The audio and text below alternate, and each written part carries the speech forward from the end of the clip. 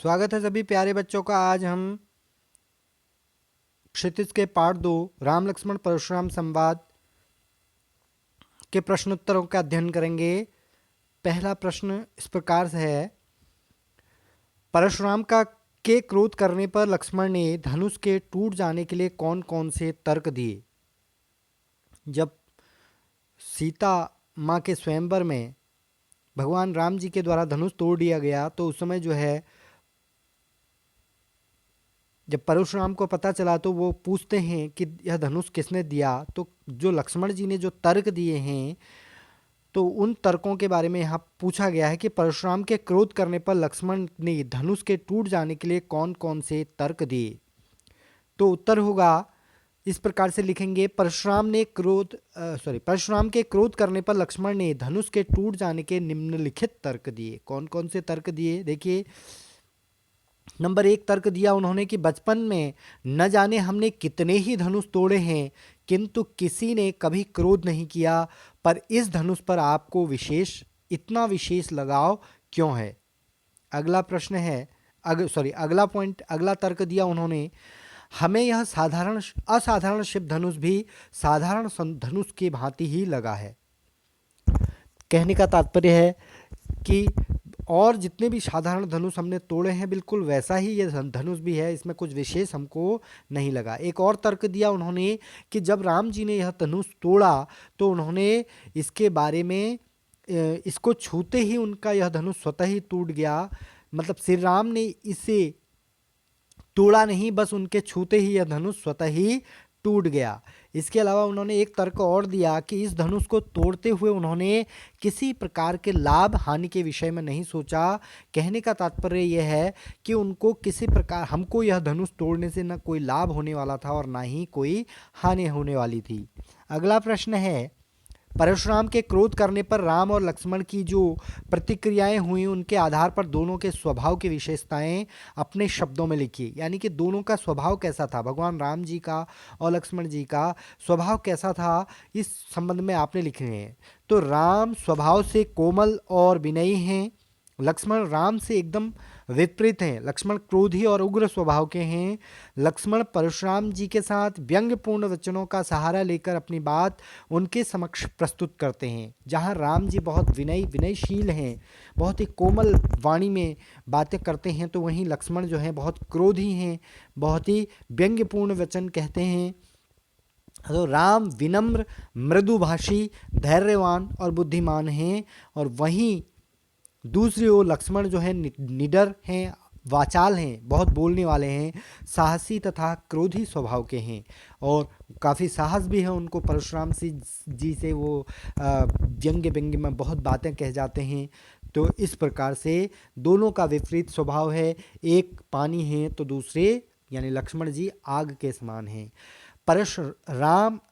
लक्ष्मण और परशुराम के संवाद का जो अंश आपको सबसे अच्छा लगा उसे अपने शब्दों में संवाद शैली में लिखिए। आपने जो पाठ पढ़ा है, जो इसका अर्थ मैंने पहले वीडियो में बताया हुआ है, उसमें आपको जहाँ पर भी जो संवाद सबसे अच्छा लगा हो वो आप अपने आप लिख सकते हैं। और कुछ इस प्रकार से उत्तर मैंने लिखा हुआ देखिए। लक्ष्मण कहते हैं, हे मुनि, बचपन में तो हमने कितने ही धनुष तोड़ दिए, परंतु आपने क्या हुआ, कभी क्रोध नहीं किया। इस धनुष से आपको विशेष लगाव क्यों है। तो परशुराम कहते हैं, अरे राजा के पुत्र, तू काल के वश में आकर ऐसा बोल रहा है, तू क्यों अपने माता पिता की को सोचने पर मजबूर और विवश कर रहा है। यह शिव जी का धनुष है, कोई साधारण धनुष नहीं है। मेरे इस फरसे की भयानकता को देख, जो गर्भ में पल रहे शिशुओं को भी नष्ट कर देता है। तो ये बीच में उनके जो कहे डायलॉग्स हैं उन्हीं को यहाँ पर लिख देना है। परशुराम ने अपने विषय में सभा में क्या क्या कहा, निम्न पद्यांश के आधार पर लिखी। परशुराम जी ने कहा था कि जब उनको क्रोध आ गया कि मैं बाल ब्रह्मचारी अति कोही क्रोधी हूँ, और पूरा विश्व जानता है मैं क्षत्रियों का कुलद्रोही हूँ, मैंने भूमि पृथ्वी राजाओं के बिना कर दी है, और अनेक बार पृथ्वी जो है दान में दे दी है राजाओं को, ब्राह्मणों को दान में दे दिया राजाओं से छीन के। सहस बाहु के बारे में भी उन्होंने कहा था। तो वही यहाँ पर है, बाल ब्रह्मचारी अति को ही विश्वविदित क्षत्रिय कुलद्रोही भुजबल भूमि भूप बिनु कीन्हू कीन्ही विपुल बार मही देवन दीनी सहस बाहु भुज भुज छेद निहारा परसु बिलोक महीप कुमारा मातु पितहि जन सोच बस करसि महीस किशोर गर्भ के अर्भक दलन परसु मोर अति घोर। तो इसमें क्या है, इसका अर्थ बताना है, इन पंक्तियों के माध्यम से यही बताना है कि क्या क्या कहा था उन्होंने अपने बारे में। यही इन पंक्तियों का अर्थ आप समझ लीजिए कि परशुराम ने अपने विषय में कहा कि मैं बाल ब्रह्मचारी हूँ, बाल्यकाल से ही ब्रह्मचर्य का पालन करता हुआ आया हूँ और क्रोधी स्वभाव का हूँ, बहुत क्रोधी स्वभाव का हूँ। समस्त विश्व में क्षत्रिय कुल के द्रोही के रूप में विख्यात हूँ। क्षत्रियों के द्रोही के रूप में परशुराम जी जाने जाते हैं, यानी उन्होंने कई बार राजाओं के से युद्ध किया है, क्योंकि स्वयं ब्राह्मण थे वो। तो उन्होंने अनेक बार पृथ्वी को क्षत्रियों से विहीन कर ब्राह्मणों को दान में दे दिया और अपने हाथ में धारण इस फरसे से सहस बाहु की भुजाओं को भी काट डाला। सहस बाहु का प्रसंग आपने सुना ही होगा। सहस बाहु जो इनके पिताजी के आश्रम जमदग्नि के आश्रम में आए और वहाँ से वो गाय को ले जा रहे थे, गाय को ले गए, जो कपिला गाय थी उसको ले गए। जब वापस परशुराम उनके पास गाय लेने गए तो सहसबाहु ने नहीं दी, तो सहसबाहु को इन्होंने परशुराम ने मार दिया। फिर उसके बाद वापस सहसबाहु के पुत्रों ने परशुराम के पिताजी को मार दिया। तो इस प्रकार से ये इनका जो क्षत्रिय थे उनसे शत्रुता हो गई थी। इसलिए हे नरेश पुत्र मेरे इस फरसे को भली भांति देख ले। राजकुमार तू क्यों अपने माता पिता को सोचने पर विवश कर रहा है और मेरे इस फरसे की भयानकता गर्भ में पल रहे शिशुओं को भी नष्ट कर देती है। अगला प्रश्न है, लक्ष्मण ने वीर योद्धा की क्या क्या विशेषताएं बताई हैं। लक्ष्मण ने कुछ वीर योद्धा की कुछ विशेषताएं बताई, वो इस प्रकार से हैं। उन्होंने कहा कि सूरवीर युद्ध में वीरता का प्रदर्शन करके ही अपनी सूरवीरता का परिचय देते हैं। खाली मुंह से व्यर्थ के बयान नहीं बोलते हैं, व्यर्थ में अपना बखान नहीं करते हैं। ये कहा उन्होंने कि जो सूरवीर हैं वो अपनी सूर समर करनी मतलब युद्ध में अपनी जो है वो वीरता दिखाते हैं। तो वीर पुरुष दीनहीन ब्राह्मण व गायों दुर्बल व्यक्तियों पर अपनी वीरता का प्रदर्शन नहीं करते हैं। जो वीर पुरुष होते हैं वो गरीबों पर, दीनों पर, ब्राह्मणों पर, गायों पर और दुर्बल व्यक्तियों पर और भगवान के भक्तों पर क्या करते हैं, अपनी वीरता का प्रदर्शन नहीं करते हैं एवं अन्याय के विरुद्ध हमेशा निडर भाव से खड़े रहते हैं, ऐसा कहा था उन्होंने। अगला प्रश्न है, साहस और शक्ति के साथ विनम्रता हो तो बेहतर है, इस कथन पर अपने विचार लिखिए। तो साहस और शक्ति के साथ अगर विनम्रता भी होती है, जहाँ पर साहस हो शक्ति हो वहाँ लोग विनम्र कम होते हैं, लेकिन ये कह रहा है कि उसके साथ साथ अगर विनम्रता भी हो तो बेहतर होगा। बताइए अपने विचार में इस बारे में लिखिए। साहस और उत्तर इस प्रकार से होगा, साहस और शक्ति के साथ अगर विनम्रता न हो तो व्यक्ति अभिमानी और उदंड बन जाता है। जैसे रावण था, साहसी भी था, शक्तिशाली भी था, लेकिन क्या था, विनम्र नहीं था, तो वो क्या था, अभिमानी और उदंड हो गया था। साहस और शक्ति ये दो गुण ऐसे हैं जो व्यक्ति को श्रेष्ठ बनाते हैं, परंतु यदि विनम्रता इन गुणों के साथ आकर मिल जाती है तो वह उस व्यक्ति को श्रेष्ठतम वीर की श्रेणी में ला देती है। राम विनम्रता, साहस व शक्ति का संगम है। तो भगवान राम जो हैं वो विनम्र में हैं, साहस भी उनमें है और शक्तियाँ भी उनमें हैं। तो राम की विनम्रता के आगे परशुराम जी का अहंकार भी नतमस्तक होना पड़ा परशुराम जी को भी। अगला प्रश्न है, भाव स्पष्ट कीजिए, इसका अर्थ बताना है। बिहसी लखन बोले मृदुबानी, अहो मुनीसु महाभटमानी, पुनि पुनि मोहि दिखाओ कुठारू, चहत उड़ावन फूकी पहारू। मैंने पहले वीडियो में इसका अर्थ बताया हुआ है, फिर भी आप एक बार देखें। प्रस्तुत पंक्तियाँ तुलसीदास द्वारा रचित रामचरितमानस के बालकांड से ली गई हैं, जहाँ पर भगवान श्री कृष्ण द्वारा धनुष तोड़ दिए, शिव के धनुष को तोड़ दिए जाने पर सीता स्वयंवर में तो जो परशुराम जी हैं वो क्रोधित हो गए हैं और वह उनको उनके प्रश्न पूछने पर जो लक्ष्मण जी हैं वो उनको इस प्रकार से अपशब्दों में उत्तर दे रहे हैं। तो लक्ष्मण जी क्या कह रहे हैं? लक्ष्मण जी ने बिहसी लखन बोले मृदुबानी, अहो मुनीषु महाभटमानी, पुनि पुनि मोह दिखाओ कुठारो, चहत उड़ावन फूकी पहारू। लक्ष्मण जी ने हंसते हुए कोमल वाणी से परशुराम पर व्यंग्य करते हुए कहा कि हे मुनीश्वर, अपने आप को बड़ा भारी योद्धा समझते हैं आप और मुझे बार बार अपना फरसा दिखाकर डरा रहे हैं। जिस तरह एक फूंक से पहाड़ नहीं उड़ सकता, उसी प्रकार से मुझे बालक समझने की भूल मत कीजिए। चाहत उड़ावन फूंकी पहाड़ हो, यानी आप पहाड़ को जो है फूंक से उड़ाना चाहते हैं जो संभव नहीं है। उसी प्रकार से मैं कोई बच्चा नहीं हूँ जो आपकी धमकियों से डर जाऊँगा, कि मैं आपके इस फरसे को देखकर डर जाऊँगा या आपकी धमकियों को देखकर डर जाऊँगा, ऐसा कहते हैं। अगला, यहाँ कुम्हड़ बतिया को नाही, जे तर्जनी देख मर जाही, देखी कुठारू सरासन बाना, मैं जो कछु कहा सहित अभिमाना।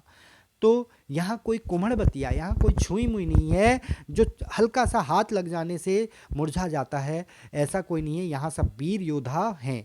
प्रसंग क्या है? प्रस्तुत पंक्तियाँ तुलसीदास द्वारा रामचरितमानस से ली गई हैं, जो रामचरितमानस के बाल कांड से ली हैं। 7 कांड होते हैं रामचरितमानस में। तो उक्त पंक्तियों में लक्ष्मण जी ने परशुराम जी के द्वारा बोले गए अपशब्दों के प्रत्युत्तर में कहा है, क्या कहा है कि लक्ष्मण जी अपनी वीरता का अभिमान पूर्वक परिचय देते हुए कहते हैं कि हम कोई छुई मुई के फूल नहीं है जो तुम्हारी तर्जनी देखकर मुरझा जाएं। हम बालक अवश्य हैं, परंतु फरसे और धनुष बाण हमने भी बहुत देखे हुए हैं, इसलिए हमें नादान बालक समझने की भूल ना करें। गांधी सुन कह हृदय हसी, मुनि हरे रे सूझ, अयमय खांड न ऊखमय, अजहु न बूझ अबूझ। प्रसंग क्या है कि वही रामचरितमानस गोस्वामी तुलसीदास द्वारा रचित रामचरितमानस के बालकांड से लिया गया है। इसमें क्या है, जब परशुराम और लक्ष्मण संवाद चल रहा था, तो जब परशुराम जी उनको धमकियां दे रहे थे, तो वहीं पर जो है कौशिक यानी कि जो विश्वामित्र हैं वो मन ही मन सोच रहे हैं कि परशुराम जी जो है अपने मन को सही तरीके से नहीं समझ पा रहे हैं, राम और लक्ष्मण जी को नहीं समझ पा रहे हैं कि वो क्या है, कोई कोमल चीज़ नहीं है, बहुत तलवार यानी अयस्क से बने हुए तलवार के समान कठोर हैं, यानी कि वो कोई कोमल चीज़ नहीं, कोमल व्यक्ति नहीं है, बल्कि बहुत सूरवीर हैं। परशुराम बार बार कहते हैं कि मैं लक्ष्मण भक्त को पल भर में मार दूंगा। यह सुनकर विश्वामित्र मन ही मन में कहते हैं कि हे गांधी के पुत्र, अर्थात परशुराम जो चारों ओर हरा ही हरा दिखाई दे रहा है, यानी कि जैसे सावन के अंधे को हरा ही हरा दिखाई देता है, ऐसे ही परशुराम जो है छोटे मोटे व्यक्तियों को मार देते हैं। तो उनको लगता है कि ये लक्ष्मण और भरत भी क्या, लक्ष्मण और राम जी भी जो हैं वो भी क्या है, साधारण से वीर हैं, लेकिन उनको पता नहीं है कि वे गन्ने की खांट जिनको समझ रहे हैं, खांड मतलब गन्ने से बना हुआ गुड़ समझ रहे हैं, वो लोहे की बनी तलवार हैं, खड्ग हैं। यानी कि जो राम और लक्ष्मण हैं वो कैसे हैं, लोहे से बनी हुई तलवार के समान कठोर हैं। इस समय परशुराम की स्थिति सावन के अंधे की भांति हो गई है, जिन्हें चारों ओर हरा ही हरा दिखाई दे रहा, अर्थात अभी उनकी समझ अभी क्रोध व अहंकार के वश में है, वह समझ नहीं पा रहे कि राम और लक्ष्मण कौन है। पाठ के आधार पर तुलसी की भाषा सौंदर्य पर 10 पंक्तियां लिखी। तुलसी जी की भाषा कैसी थी? तुलसी जी की भाषा सरल है, सरस है, रसपूर्वक है। उन्होंने अवधी भाषा में इसको लिखा हुआ है। रामचरितमानस के बालकांड में लिया गया है, दोहा चौपाई छंदों में इसको लिखा गया है। इसमें जो है अवधी शब्दों का प्रयोग हुआ है और लयबद्धता हुई है। तो यही इन शब्दों के इन पंक्तियों में आप लिख सकते हैं। इसके अलावा अनुप्रास अलंकार, रूपक और उत्प्रेक्षा अलंकारों की यहाँ पर प्रचुरता मिलती है। अगला प्रश्न है, इस पूरे प्रसंग में व्यंग का अनूठा सौंदर्य है, उदाहरण के माध्यम से स्पष्ट कीजिए। पूरा पाठ ही व्यंग्यों के माध्यम से है। मतलब व्यंग्य मतलब बात इनडायरेक्टली कमेंट के रूप में कहना, इनडायरेक्टली कमेंट के रूप में लक्ष्मण जी जो भी कह रहे हैं कि आप तो जो हैं उनसे कह रहे हैं कि आप तो बड़े महान योद्धा हैं, ठीक है, इस प्रकार से, यानी कि आप तो योद्धा हैं ही नहीं, ठीक है, आप तो जो जो सूरवीर होते हैं वो तो युद्ध क्षेत्र में बातें मतलब अपना कर्तव्य दिखाते हैं, ठीक है, ये इसी के द्वारा वो कहना चाह रहे हैं कि आप तो खाली मुंह मुंह से बोल रहे हो। तो इन बातों से वो क्या कह रहे हैं कि ये व्यंग्य हैं, ये व्यंग्य के माध्यम से यानी कमेंट करके उनको व्यंग्य के रूप में उनसे बातें कह रहे हैं। तुलसीदास द्वारा रचित परशुराम लक्ष्मण संवाद मूल रूप से व्यंग्य काव्य है। जैसे उन्होंने कहा है कि बहु धनुई तोरी लड़काई कबहु न श्रेष्ठ कीन गुसाई। हे मुनिवर, हमने तो बहुत सारे ऐसे धनुष तोड़े हुए बचपन में, आपने कभी और लोगों ने कभी ऐसा क्रोध नहीं किया, आपने ऐसा क्रोध या ऐसा प्रेम इस धनुष से क्यों पाल लिया। इसी प्रकार से मातु पितई जनि सोच बिस करसि महिष किशोर गर्भक के अरबत दलन परस मोर अति घोर। परशुराम जी कहते हैं कि मेरा जो फरसा है उसने जो है कितने गर्भ के में पल रहे बच्चों को भी मार दिया, ये बहुत निर्दयी है। व्यंग्य के रूप में कह रहे हैं कि ये बहुत कठोर है, इसे किसी को भी मारा जा सकता है। इसी प्रकार से गाधी सुन हृदय हंसी, जो कौशिक विश्वामित्र हैं वो मनी मन हंसते हुए कह रहे हैं मुनि हरियरे सूज, मुनि को सब मनी जो है हरा हरा दिखाई दे रहा है। आय मई खांड न ऊख में, ये जो हैं ये राम लक्ष्मण अयस्क से बने हुए खड्ग के समान हैं, ना कि ऊख से यानी गन्ने से बनी हुई गुड़ के समान नहीं है, कोमल नहीं है। अजहु न बूझ अबूझ, और सब कुछ जानते हुए भी अनजान बनने का कोशिश कर रहे हैं। तो इन बातों के माध्यम से पता चल रहा है कि ये पूरा जो है व्यंग्य के माध्यम से कहा गया है। इन पंक्तियों में अलंकार पहचानना है। बालक को बोल बधो नहीं तो ही, यहाँ पर अनुप्रास अलंकार है क्योंकि यहाँ पर ब ब ब वर्ण की बार बार आवृत्ति हो रही है। ब ब ब, जहाँ पर एक वर्ण की एक से अधिक बार आवृत्ति हो जाए वहाँ पर अनुप्रास अलंकार होता है। इसी प्रकार से दूसरा है कोटि कुलिस सम वचन तुम्हारा।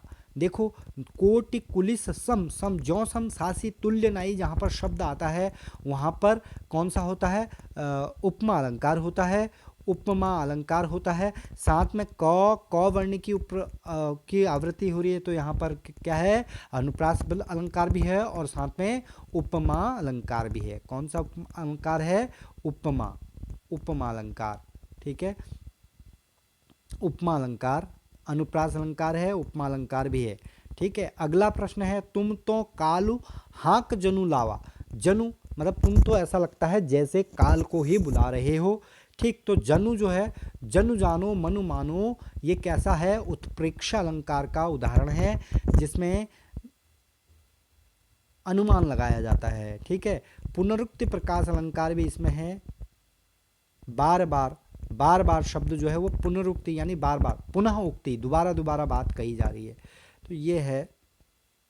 इसके अलावा एक और लखन उत्तर सरिस आहुति सरिस, सरिस ज्यों सम सासी तुल्य नाई, जो है ये सरिस जो शब्द है ये उपमा अलंकार का ही उदाहरण है, उपमा अलंकार का।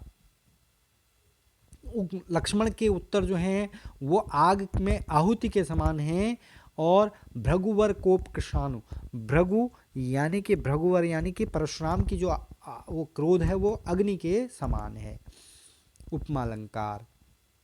इसके अलावा उत्तर आहुति सरिस, हाँ बस यही है, ठीक है। धन्यवाद आपका बहुत बहुत।